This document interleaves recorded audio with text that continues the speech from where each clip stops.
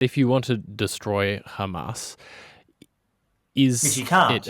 Is it you can't destroy Hamas is the argument. But You cannot destroy Hamas.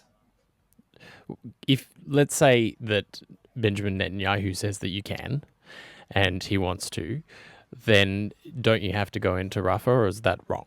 It's wrong because Hamas is not just in Rafah. One of the things we've seen in the last few months, as the US found in Iraq and Afghanistan, that Israel has not learned any lessons from what occupation means. You can go into a territory, use shock and awe tactics, massive military force, and at least initially maybe you can overwhelm your opponent, your enemy.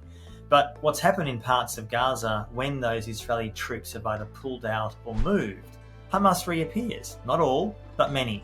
In other words, what the US found in Iraq or Afghanistan, or frankly Vietnam, was that unless you have millions and millions and millions of troops which nobody has to sort of hold your ground, so to speak, and even that's of course illegitimate and illegal and brutal, your enemy, so to speak, will keep resurfacing, let alone the fact that many of the people of Gaza, some of whom hate Hamas and Israel, don't get me wrong, but in the West Bank, for example, where there's a military occupation going on, but it's not a different kind of war, there's a lot of support for Hamas. Across the Arab Muslim world, there's been a great deal of support for Hamas. Rightly or wrongly, that is the reality.